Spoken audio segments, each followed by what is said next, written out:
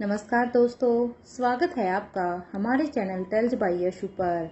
यहाँ पर आपको मिलेंगी अनोखी और रोचक कहानियाँ। अगर आपको हमारी कहानियाँ पसंद आती हैं तो कृपया करके हमारी वीडियो को लाइक करें, इसको अपने दोस्तों के साथ शेयर करें और अगर आप इस चैनल पर नए हैं तो कृपया करके सब्सक्राइब करें।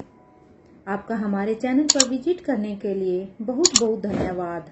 चलिए आज की कहानी का सफर शुरू करते हैं। पिछले एपिसोड में हम सब ने सुना था कि यहाँ पर महेंद्र और राजीव इन दोनों की आज यहाँ पर कोर्ट में पेशी थी। एक तरफ जहाँ पर मल्होत्रा परिवार के सदस्य बैठे थे तो दूसरी तरफ गुलेरिया परिवार के। यहाँ पर मयूर और सिद्धार्थ दोनों को ही काफी टेंशन हो रही थी, क्योंकि अब तक ना यहाँ पर करण गुलेरिया पहुंचे थे और ना ही यहाँ पर धनंजय पीरामल, और इस बात को लेकर अब सिद्धार्थ और मयूर के बीच में चर्चा भी होती है। लेकिन अब सबसे बड़ी बात तो यहाँ पर हैरानी की ये थी कि यहाँ पर राजीव गुलेरिया के लिए केस लड़ने के लिए वहाँ पर कोई भी लॉयर अपॉइंट नहीं हुआ था। इसलिए जज भी अब राजीव से कहते हैं, आपने कोई लॉयर अपॉइंट क्यों नहीं किया है। जज साहब की इस बात पर अब राजीव गुलेरिया कहता है, देखिए साहब, मैंने अपना जुर्म खुद ही कबूल किया है, तो मुझे अपने लिए किसी भी लॉयर को अपॉइंट करने की ज़रूरत नहीं है। आप प्लीज़ मुझे मेरे किए हुए जुर्म की सज़ा दे दीजिए। इधर यहाँ पर राजीव ने ये कहा ही था कि उसकी ये बात सुनते ही अब प्रत्युष के चेहरे पर एक डेविल स्माइल आ जाती है, क्योंकि प्रत्युष को यहाँ पर बैठे बैठे ही लग रहा था कि अब तो वो यहाँ पर बिना किसी उसके अपने आप ही ये केस जीत जाएंगे। उसका जो मोटिव था राजीव को सख्त से सख्त सजा दिलवाना, वो तो बस ऐसे ही पूरा होने वाला था। वो अब उसे लग रहा था कि वो बिना लड़े ही जीत गया है, और उसके बाद अब राजीव फिर से सलाखों के पीछे सड़ेगा। एक तरफ जहाँ पर प्रत्युष के मन में ये सब चल रहा था, तो वहीं दूसरी तरफ मयूर और सिद्धार्थ उन दोनों को जैसे ही ये सब सुना, उन दोनों की तो धड़कनें अब ऊपर नीचे हो गई थी, क्योंकि अब मयूर और सिद्धार्थ दोनों ही यहाँ पर करण गुलेरिया को बहुत ही मिस कर रहे थे। और इधर अब मयूर गुलेरिया अब सिद्धार्थ से कहता है, ये क्या किया करण अंकल ने?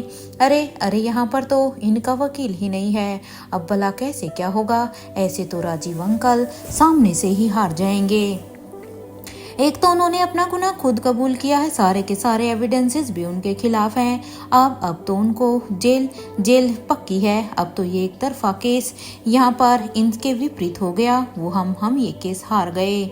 यहाँ पर अब मयूर ने सीधे ही एक होप खो दी थी, क्योंकि जब वो यहाँ पर आया था, भले ही करण गुलेरिया यहाँ पर उसे नहीं मिले, उसे पता था वो यहाँ पर नहीं है, लेकिन उसे लग रहा था कि वो सारे के सारे इंतजाम जरूर पूरे कर गए हैं। लेकिन ये सब देखकर तो अब मयूर को अपने ऊपर भी काफी पछतावा हो रहा था कि काश वो एक बार करण अंकल से बात करते। अगर उन्होंने उनसे कोई वकील नहीं हुआ था तो शायद वो अपनी तरफ से कोशिश करते और आज राजीव को यहाँ से बचा लेते। यहाँ पर एक तरफ जहाँ पर मल्होत्रा परिवार के सदस्यों के चेहरे पर एक खुशी मिल रही थी शीला को न्याय दिलाने की, जो उन्हें बस अब जज के फैसले के ऊपर ही डिपेंड था, तो वहीं दूसरी तरफ गुलेरिया परिवार से जो मयूर और सिद्धार्थ आए थे, उनके चेहरे के तो 12 बजे हुए थे। लेकिन अब यहाँ पर इससे पहले के जज साहब कुछ भी कहते कि तभी अब यहाँ पर कोर्ट रूम में एक तेजी से आवाज आती है, मैं लड़ूंगा ये केस। जैसे ही ये आवाज अब सभी के कानों में आती है तो वो सब अब उसी दिशा में देखते हैं, तो वहां पर जो शख्स खड़ा हुआ था उसे देखकर तो सबको एकदम से ही हैरानी होती है, क्योंकि ये आवाज किसी और की नहीं बल्कि ये आवाज महेंद्र पीरामल की ही थी। अब महेंद्र पीरामल को ये सब कहता हुआ देखकर सब महेंद्र की तरफ ही देखने लग जाते हैं। हालांकि इसमें कोई शक नहीं था, महेंद्र पीरामल अगर ऐसा कह रहे हैं तो जरूर उनके पास अच्छे एविडेंस होंगे। इधर अब यहाँ पर महेंद्र पीरामल जब अंदर आते हैं तो वो यहाँ पर जज साहब से कहते हैं, सॉरी मैं बीच में इंटरप्ट कर रहा हूँ, लेकिन जज साहब मैं अपना और अपने दोस्त का केस खुद लड़ूंगा। अब यहाँ पर महेंद्र की ये बात सुनते ही राजीव गुलेरिया को तो एक सबसे बड़ा शौक लगता है, क्योंकि राजीव ने सपने में भी नहीं सोचा था कि महेंद्र इस तरह से उसे धोखा देगा, क्योंकि राजीव गुलेरिया ने साफ साफ महेंद्र को कहा था कि वो किसी को भी कुछ भी नहीं बताएगा। और यहाँ पर महेंद्र तो चुपचाप यहाँ पर आ गया था और राजीव राजीव महेंद्र की क्वालिटी को अच्छी तरह से जानता था। उसे अच्छी तरह से पता था कि उसका दोस्त क्या क्या कर सकता है, क्योंकि महेंद्र पीरामल एक बहुत ही अच्छा वकील था और महेंद्र पीरामल की वकालत के नाम पर उनका नाम मशहूर पूरी दुनिया में था। तो ये तो बस उसके लिए एक मामूली सा केस था। हालांकि ये काम महेंद्र पहले भी कर सकता था, लेकिन राजीव ने उसे पहले ही अपनी बातों में कन्विंस कर लिया था, जिसके बाद वो करण और धनंजय से भी मिलना नहीं चाहता था। लेकिन ये बात धनंजय अच्छी तरह से जानता था कि इस केस को बस एक महेंद्र ही है जो राजीव को इस केस में जिता सकता है। इसलिए करण को वो वहाँ पर लेकर पहले ही हेडक्वार्टर में पहुंच गया था। वहां जाने के बाद हालांकि उनके पास बस 15 मिनट ही थे, लेकिन धनंजय के लिए तो वो 15 मिनट ही काफ़ी थे, क्योंकि धनंजय ने बड़ी ही आसानी से महेंद्र को उस समय अपनी तरफ कन्विंस कर लिया था, क्योंकि उसे पता था महेंद्र राजीव के लिए कुछ भी कर सकता है। फिर चाहे वो राजीव के खिलाफ ही क्यों ना हो, क्योंकि राजीव ने उसे साफ साफ मना किया था। और इसीलिए ये बात महेंद्र ने राजीव के सामने भी नहीं बताई थी कि उससे मिलने के लिए करण और धनंजय आए थे, बल्कि कोई और नहीं। और इधर राजीव भी अब समझ गया था कि अब तो ये केस महेंद्र ही जीतेगा, क्योंकि महेंद्र की काबिलियत वो अच्छी तरह से जानता था।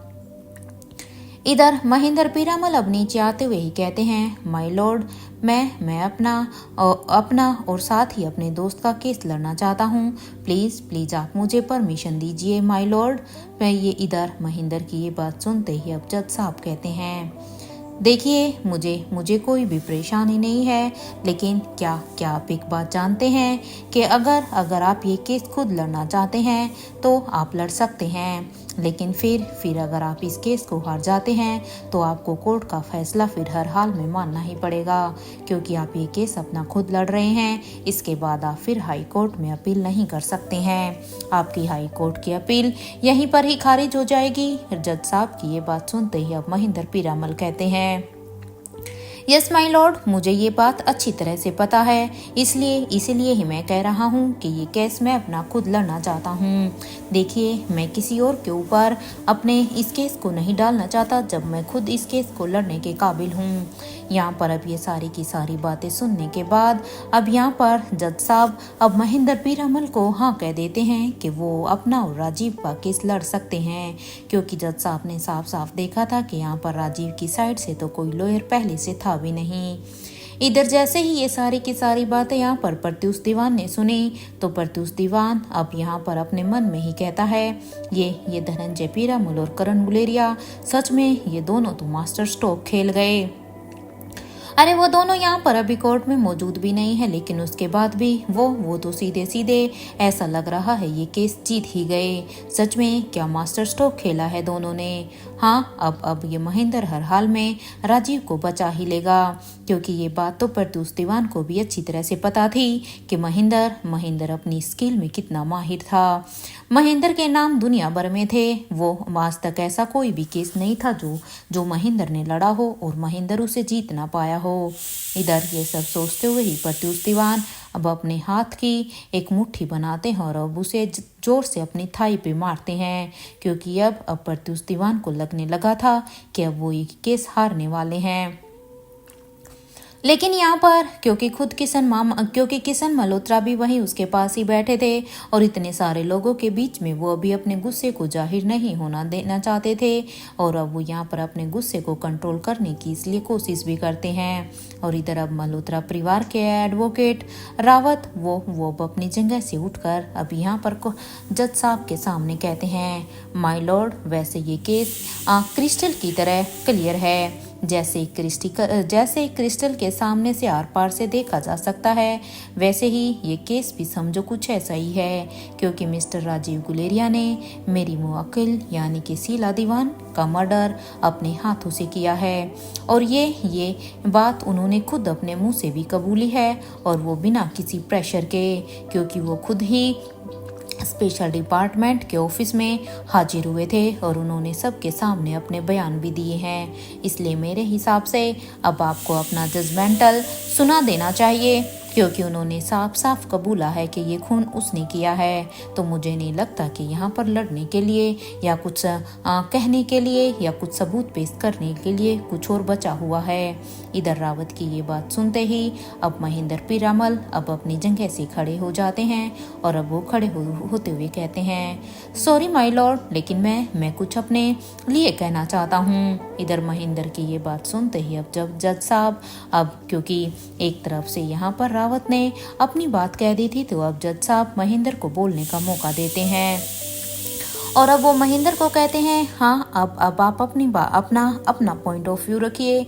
इधर अब महेंद्र को जैसे ही परमिशन मिलती है तो महेंद्र पीरामल कहते हैं, सर मेरे दोस्त गुस्से में मिसेज शीला दीवान को मारने के लिए अपने घर यानी कि गुलेरिया हाउस से जरूर निकले थे और मेरे दोस्त का वो रिएक्शन जायज भी था क्योंकि शीला ने मेरे दोस्त के दोनों बच्चों को जान से मार दिया था। ये बात तो आपने भी न्यूज़ चैनल पर न्यूज़पेपर पर सब जगह सुनी ही होगी। महेंद्र जैसे ही ये बात अब यहाँ पर कोर्ट में कहते हैं तो अब यहाँ पर मल्होत्रा परिवार ने जिस वकील को किया था यानी कि रावत वो अब कहता है, लेकिन माय लॉर्ड ये बात का अब यहाँ पर क्या मतलब है। माना अगर शीला दीवान के लिए ये न्यूज़ उड़ भी रही है कि शीला दीवान ने उनका मर्डर किया है, तो इसका मतलब ये नहीं कि राजीव खुद उनका न्याय करने चले।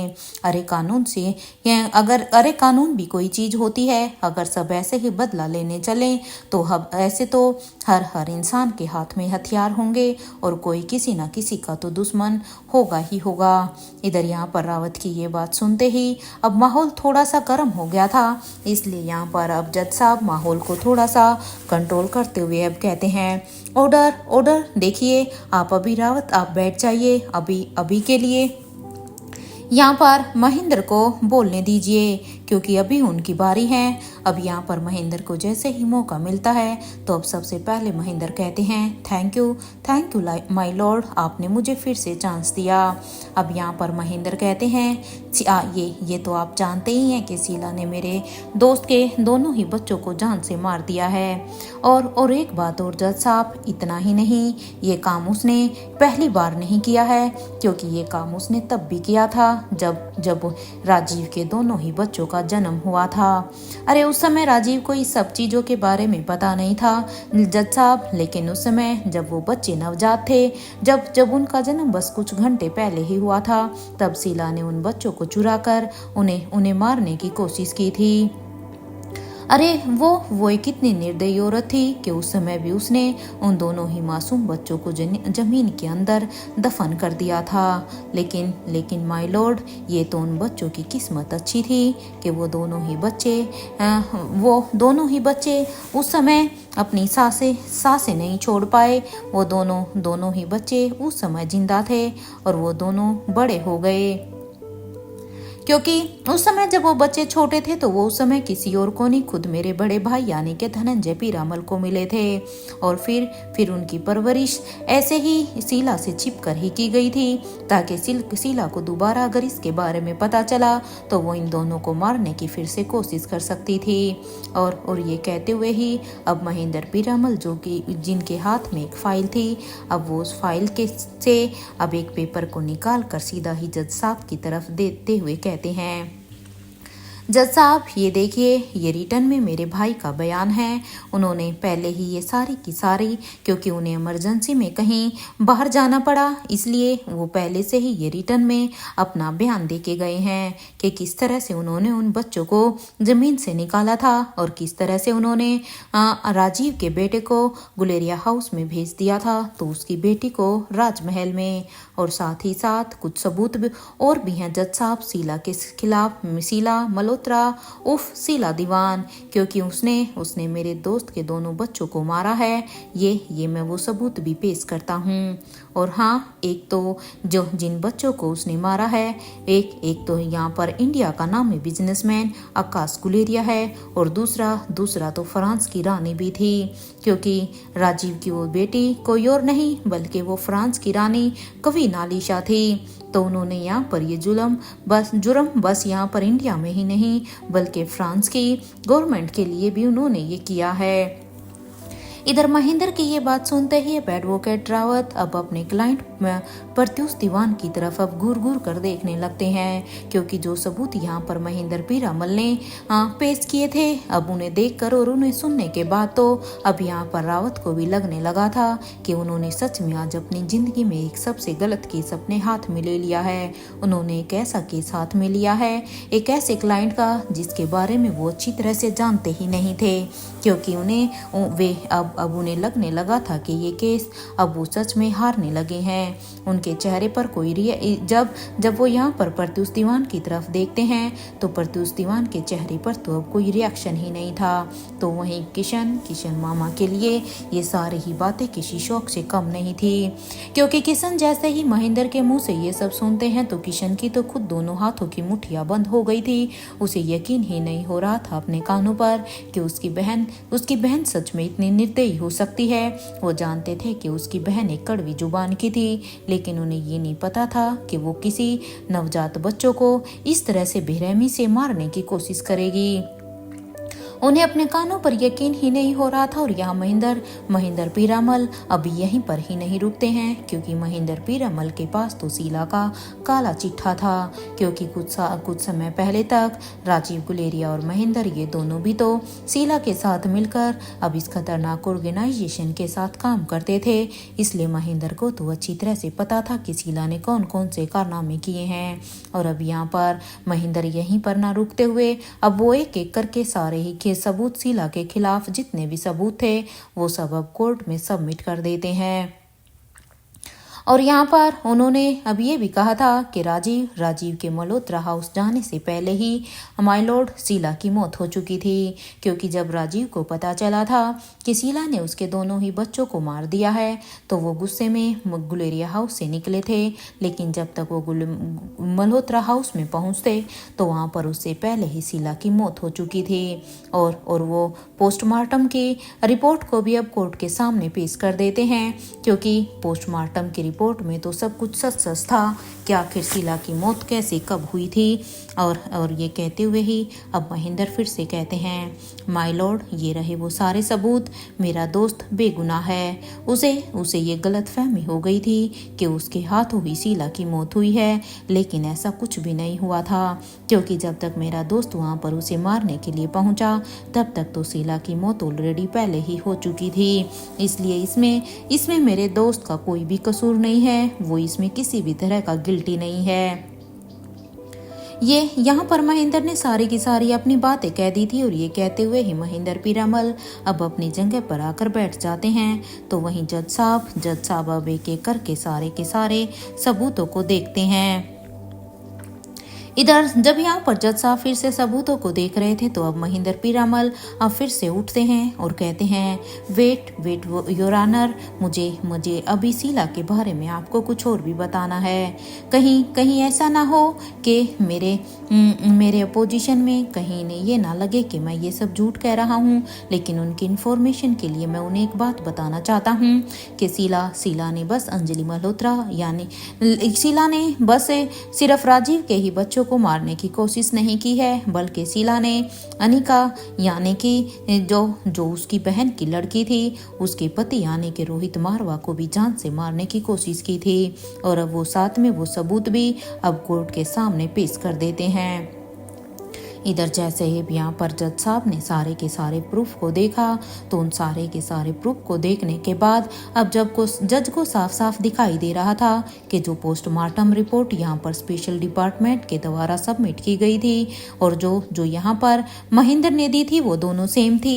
इसका मतलब ये था कि राजीव इसमें किसी भी तरह से इन्वॉल्व नहीं था। राजीव के वहाँ पहुँचने से पहले ही शीला की मौत हो चुकी थी।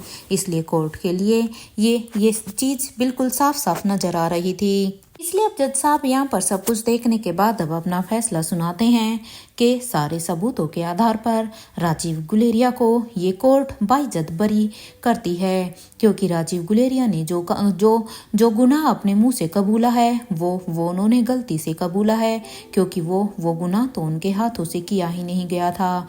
और ये कोर्ट पुलिस को शीला के मर्डर केस को एक बार फिर से इन्वेस्टिगेट करने के लिए कहती है, ताकि शीला के असली कातिल तक पहुंचा जा सके। मिस्टर राजीव गुलेरिया को ये गलतफहमी हुई थी कि उनके हाथों से ही शीला की मौत हुई है, लेकिन ऐसा कुछ भी नहीं था। जज का भी ये फैसला सुनकर जहाँ सिद्धार्थ और मयूर दोनों के ही चेहरे पर एक स्माइल थी, क्योंकि उन्हें अब यकीन नहीं हो रहा था अपने कानों पर कि सच में राजीव चाचा बाइज्जत बरी हो गए हैं। या मयूर अब कहता है, क्या बात है यार, मुझे तो महेंद्र अंकल के इस टैलेंट के बारे में तो कोई आइडिया ही नहीं था कि वो सच में एक कितने अच्छे वकील भी हैं। अरे हमारी आंखों से ये सब बातें कैसे छिपी रह गई। मयूर की इस बात पर अब सिद्धार्थ कहता है, बात तो बिल्कुल सही है तुम्हारे मयूर। राजीव अब यहाँ पर एक तरफ जहाँ पर गुलेरिया परिवार की तरफ से मयूर और सिद्धार्थ के चेहरे पर खुशी थी, तो वहीं दूसरी तरफ राजीव तो ये सब देखकर बस महेंद्र को ही घूर कर देखने लगता है। राजीव का बस चलता तो वो यहीं पर ही महेंद्र को पकड़कर अब यहीं पर ही उसकी जोर से कुटाई करता। तो वहीं महेंद्र पीरामल ने भी अब राजीव के गुस्से को अच्छी तरह से भांप लिया था। उसकी आंखों को इस तरह से उसकी तरफ गड़ा हुआ देखकर अब महेंद्र समझ जाता है कि जरूर राजीव अब उस पर गुस्सा करेगा, इसलिए अब वो राजीव से अपनी नजरों को चुराते हुए अब इधर उधर ही देखने लगता है, ताकि यहाँ पर इतने सारे लोगों के सामने उसे राजीव के गुस्से को ना सहना पड़े। और अब वो वहां से बाहर जाने लगता है, क्योंकि महेंद्र को पता था जब राजीव उसके साथ अकेला होगा तो वो राजीव को अच्छे से समझा पाएगा। यहाँ पर इतने सारे लोगों के बीच में शायद वो राजीव को नहीं समझा पाता। इधर यहाँ पर किशन मामा तो अभी भी अपनी ही सोच में थे। किशन मामा को तो अभी भी जो सब कुछ उसने अपनी बहन के बारे में यानी कि शीला के बारे में कोर्ट में यहाँ पर ये सब सुना, उसे तो अपने कानों पर यकीन ही नहीं हो रहा था। उसे इस बात पर तो बिल्कुल भी यकीन नहीं हो रहा था कि शीला ने रोहित मारवा को मारने की कोशिश की है। अरे ये जानते हुए भी कि रोहित मल्होत्रा परिवार की बेटी का पति है, हाँ यानी कि अनिका का पति है। जैसे स्वाति मल्होत्रा परिवार की बेटी है, वैसे अनिका भी मल्होत्रा परिवार की बेटी ही है। ऐसा कैसे कर सकती है शीला। आज जो उसके बारे में सच में मुझे पता चला है ना, अब तो मुझे शर्म आती है उसे अपनी बहन कहते हुए भी। अरे अच्छा हुआ वो अभी मर गई, लेकिन जो उसने कारनामे किए हैं, जो कारनामे आज मुझे सुनने को मिल रहे हैं, ये सुनने के बाद तो सच में मुझे ऐसा लग रहा है कि अच्छा हुआ वो मर गई, नहीं तो आज वो खुद मेरे हाथों से मर जाती। इधर किशन मामा अपनी सोच में ही थे, तो वहीं दूसरी तरफ इधर प्रत्युष दीवान वो भी यहाँ पर उन्हें एक मायूसी तो जरूर थी कि वो केस यहाँ पर हार गए। उनके मन की मुराद अब पूरी नहीं हो पाएगी, क्योंकि उन्होंने तो अच्छा खासा प्लान बनाया था राजीव को जेल में मरवाने का।